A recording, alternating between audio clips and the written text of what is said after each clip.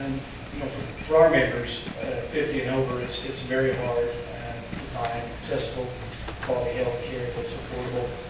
And I think our numbers show about 100,000 of the homes between the 50 and 64 age group are uninsured. So for those individuals, it's really a daunting task to find adequate coverage. We also know if you're on Medicare, your premiums have doubled since the year 2000. So the high cost of insurance is extremely important, and it's really unsustainable. And that's why the whole discussion of healthcare reform has been very interesting, and particularly of interest to AARP because of our age groups. But also in that discussion, I think healthcare reform was really not being talked about much, is the access issue to physicians. If nothing is done regarding healthcare reform legislation, our physicians who treat Medicare beneficiaries will receive over 21% cut in the reimbursement rate.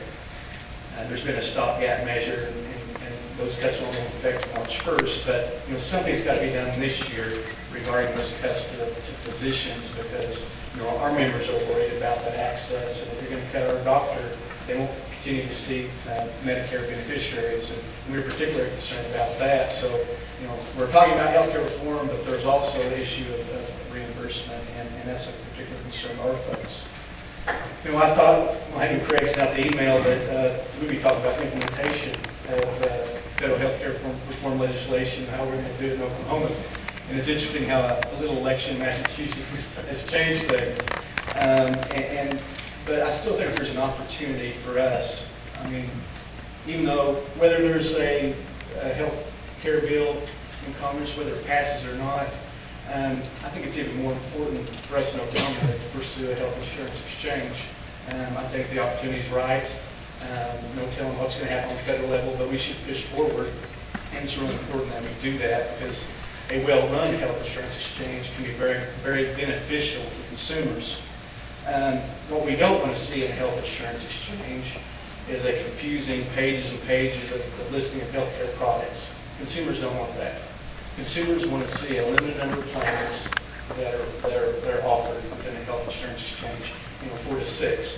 And we think the Insurance Commissioner's Office, through their certification process, it should be a privilege for the insurers to be offering that to an exchange. So they would have the ability to, through their certification process, to make sure that those claims are, filed timely. There's disputes are handled in an appropriate manner, but it should be a privilege to be on the exchange.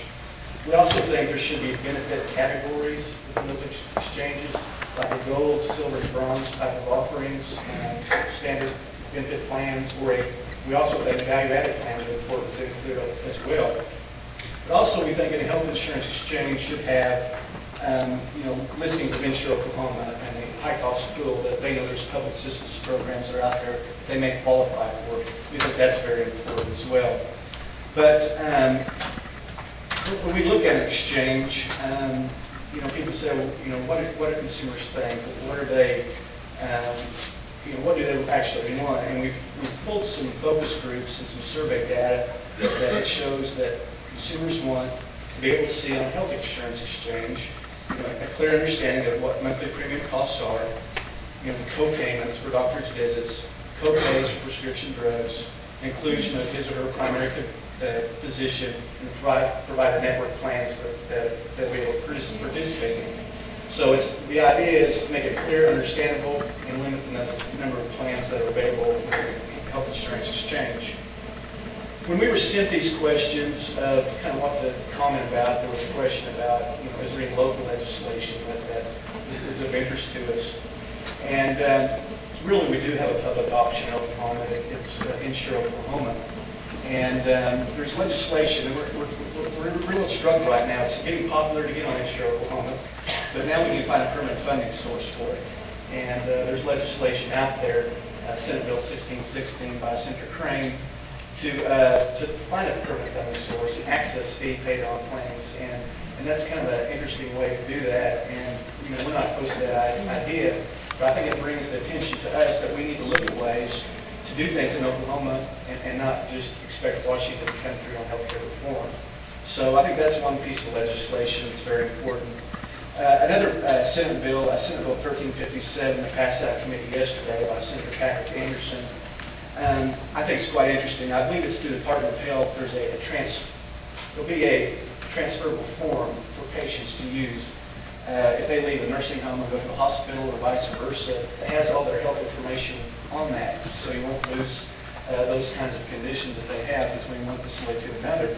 And it also talks about putting it on the website and making that information available.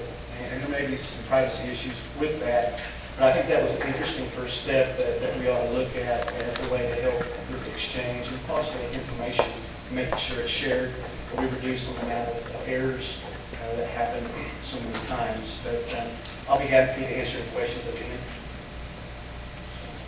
I guess one question I would have for you, Sean, a lot of the, as part of the health reform legislation, I know the AARP was supportive of the narrowing of rate bands that would have reduced the cost of health insurance for our population over 50. Of course, then the debate became, in order to support that, the cost for people in Finney's age group would have gone up.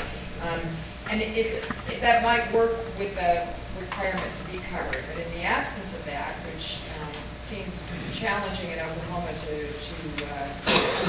addressing a mandate anytime soon. Are there ways that your organization, I'm sure they do, and others can help educate people about buying coverage early on, or some of the opportunities for coverage and continuing coverage, so that they're not waking up at age 50 plus and not having prepared for that before reaching age 65? Yeah, that's the $64,000 question, is how to do that. And for our members, they understand the importance of healthcare coverage, and they just go look for it. And part of the exasperating part of that problem is too with the economy the way is people losing their jobs that are in their 50s and 60s, and trying to find coverage is just really tantamount and very, very frustrating.